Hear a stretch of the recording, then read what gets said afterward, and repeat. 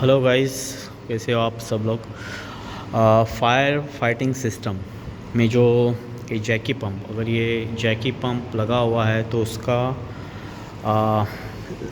Maintain यानी उसका जो प्रेशर जो मेंटेन रखने का रहता है। अगर हमारे यहाँ पे जो डिज़ाइन किया हुआ है एज़ पर द डिज़ाइन, यानी अगर 11 बार के आसपास ये होना चाहिए जो मेंटेन रखेगा। तो इसका कैसे है, जैकी पंप का आप एक ध्यान रखो कि जैसे ये 10 बार के नीचे आएगा, 10 बार के नीचे आएगा तो यानी 10 बार के ऊपर उसको वाटर प्रेशर मेंटेन रखना है तो जैकी पंप स्टार्ट होता है। ये जो जैकी पंप है ये स्टार्ट होता है, ठीक है। तो उसके बाद फिर क्या आपको एक चेक करना है कि जब आते हो तो मेरा जैकी पंप हमेशा ऑटो में होना चाहिए, ठीक है। ये हमेशा ध्यान देना है, ऑटो में होना चाहिए। हाँ, पंप ट्रिप तो नहीं है। हाँ, ये इंडिकेशन चल रहा है मीन्स यहाँ पे अगर देखोगे कि हेल्थी है, यानी jockey pump power supply is healthy, everything is on. Pump अभी ऑफ है, इसके लिए वही नहीं। और ऑटो, ये आपने हमेशा ये ध्यान देना है कि ये ऑटो में है या नहीं है। तो ये हमेशा ऑटो में होना चाहिए, स्विच ऑन।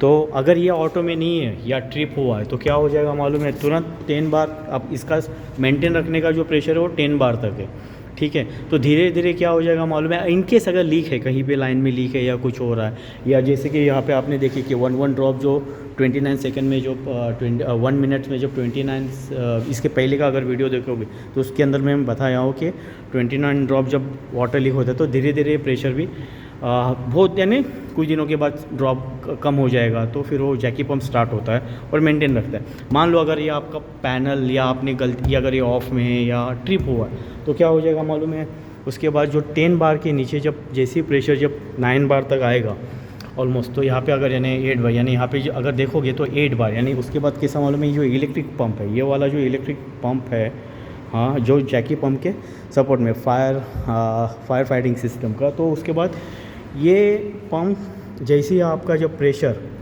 ठीक है, वहाँ उसका जो 10 बार था, यानी ये 8 बार तक आ जाएगा ना, यहाँ पे देख रहे हैं ये 8 बार, तो 8 बार तक आ जाएगा तो वो वैसे यहाँ पे देख रहे हो स्टार्ट हो जाएगा, ठीक है। तो 10 बार तक वो जैसे 10 बार आ जाएगा प्रेशर तो ये स्टॉप हो जाएगा। 10 बार के ऊपर जो प्रेशर मेंटेन रखना है वो जैकी पंप का काम है। तो इस पे भी ध्यान देना है कि मेरा पावर सप्लाई ऑन है कि नहीं, और सब कुछ अगर देख रहे हो नॉर्मल है कि नहीं। तो मान लो अगर ये भी अगर पावर सप्लाई ऑफ है तो नेक्स्ट स्टेज क्या हो जाएगा मालूम है, जो डीजल ड्राइव पंप लगा हुआ है, जो यहाँ पे अगर आप देखोगे तो ये डीजल ड्राइव पंप, उसके साथ यानी ये 1 सर्किट है टोटल, जैकी पंप, इलेक्ट्रिक पंप। अगर जैकी पंप फेल हुआ मान लो तो सेफ्टी के लिए फिर इलेक्ट्रिक पंप स्टार्ट हो जाएगा फायर मोड में। कहीं पे भी अगर ये होता है तो स्प्रिंकलर लाइन का, फायर होजरी लाइन का।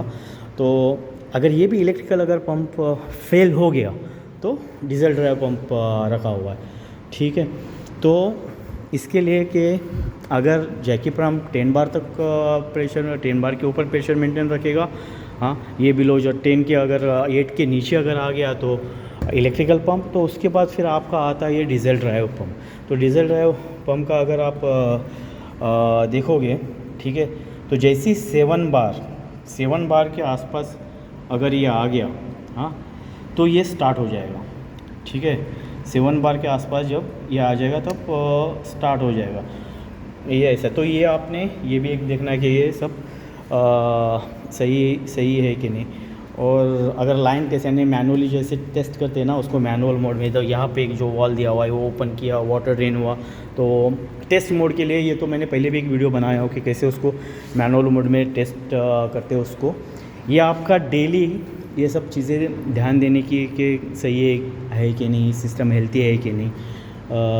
उसके बाद फिर आपको मैं जैसे कि रूटीन चेक में जब देखते हो तो आप यहाँ पे अगर देखोगे तो ये जो डिस्प्ले जो दिखा रहा है, यानी मेरा वोल्टेज जो दिखा, हम लोग के पैनल का जो वोल्टेज दिखा रहा है तो 400 460। तो अगर ये आप यहाँ पे अगर ये प्रेस करोगे, ठीक है, तो ये एक्चुअल अभी लोड पे नहीं है, इसके लिए उतना वो नहीं दिखा रहा। ये जो एम्पियर जो 10 एम्पियर जो दिखा रहा है, जो कंट्रोल का यहाँ पे जो लगा हुआ है उसका एम्पियर ले रहा है, तो वो दिखा रहा है, ठीक है। तो ये चेक करना है सही है कि नहीं। उसके बाद अगर ये आप देखोगे तो आज तारीख समझ लो, डेट इतनी है 4/2/26, रन टाइम्स कितना, ये एक्चुअल टोटल रन टाइम कितना हुआ है, तो 3 आवर्स तक ये हम लोग ने इतने सालों में, यानी डिपेंड की वजह बहुत कम चलाते हैं, तो 3 आवर्स तक समझ लो। अभी 6 साल हो गए हुए, 6 ईयर्स हो गए तो ये इंस्टॉलेशंस करके ऑलमोस्ट, तो 3 घंटा 3 आवर्स तक चला हुआ है। उसके बाद यही ये था। और दूसरा, अगर आपको अगर समझ लो कि कुछ अलार्म अगर आया तो साइलेंट करने के लिए ये है। तो इसमें जब अगर सिस्टम लॉग में अगर जाओगे, आपको दिखाता हूँ मैं, अगर यहाँ पे मैं अगर सिस्टम लॉग में गया तो प्रेशर लॉग आपको अगर यहाँ पे अगर ये देखो, ये इंटर बटन है, तो अगर इंटर एंड से यानी आपको इंटर किए तो आपको बता देगा कि कब कब प्रेशर्स ये था, मोटर स्टॉप कब हुआ, और ये 9 बार तक प्रेशर लॉग ये आपको लॉग दिखाएगा। ठीक है, इसमें से अगर एक्सकेप करना है तो ये वाला है बटन एक्सकेप करने के लिए। इवेंट लॉग को और अलार्म लॉग को चेक करने के लिए कि कब आया था लास्ट अलार्म या इवेंट कब हुआ था, तो चेक करने के लिए इसमें आके फिर यहाँ पे इंटर करो तो आपको automatic mode on occupied on 28 को मेरा अगर पहले का वीडियो देखोगे तो आप 28 को हम लोग ने इसको टेस्ट किए थे। ये है तो बताएगा कि कब इनेबल हुआ था, ऑटो शटडाउन कब किए थे, यानी टेस्टिंग टाइम जब हम लोग ने इसको ये किए। तो फिर आपको ये प्रेस करके एग्ज़िट होना है, तो आप इसमें आगे मेन स्क्रीन पे आ गए। ये सब है। और एक चीज़, कभी कभी है ना, कोई किसी को पता नहीं रहता है कि एक्चुअल सोचते कि ये हैंडल शायद ये जो हैंडल है ये इमरजेंसी केस में मैनुअल स्टार्ट मोड में ऑन करने के लिए, तो इसको कभी भी ये नहीं करने का। इन केस इमरजेंसी हुआ, कुछ ये नहीं किया, तो यहाँ पे डायरेक्ट कांटेक्ट किसी दिन अगर ये पैनल खोल दूंगा तो आपको दिखा दूंगा अंदर का भी। तो ये मत सोचना कि ये ऑफ़ करने का, पावर ऑफ़ करने का, actual switch off power of करने का आइसोलेटर ये है इस पंप का, ये ध्यान दो। ये आइसोलेटर है ऑफ़ करने के लिए, ये नहीं। ये हैंडल जो है यहाँ पे जो दिखा रहे हो वो ऑन करने के लिए, मैनुअल मोड में डायरेक्टली उसको स्टार्ट करने के लिए ये है। तो अगर आपको देखो, ये देखो यहाँ पे लिखा हुआ है, यानी ऑन और ऑफ़ पोजीशन में। तो इसको यहाँ पे अगर देखो, मैनुअल स्टार्ट हैंडल, ये ध्यान देना। ये कोई गलती से क्या होता है, उसको लगता है कि ये ऑफ़ करने का है तो गलती से पंप स्टार्ट हो जाता है। तो ये और ये सब करने के लिए ना स्पेशलिस्ट ही पर्सन रहते हैं, जो ट्रेन किए हुए रहते हैं, जिसके पास ऑथोराइज ये है, वही करते। बाकी लोग इसको हाथ नहीं लगाते इन चीज़ों को। तो गाइस यही सब आप लोग को रूटीन चेक में ये सारी चीज़ें चेक करना है। जैसे कि वाटर ड्रॉप्स हो रहा है, अगर देखोगे तो ये देख रहे हैं यहाँ पे, अगर देखोगे तो जो हम लोग का जो वाटर सिंगल जो अगर तुम देखोगे तो सील का जो बताया था उसके लिए ये, और नॉर्मल इंस्पेक्शन, यानी सब कुछ सही है, वॉल्स ओपन है। जब आप आते हो कि चेक करते हो तब, यानी सब कुछ ओके, वॉल्स ओपन कंडीशंस में हैं। ये स्प्रिंकलर के फायर होज रील, स्प्रिंकलर अगर देखोगे, स्प्रिंकलर लाइन, तो प्रेशर मेंटेन है।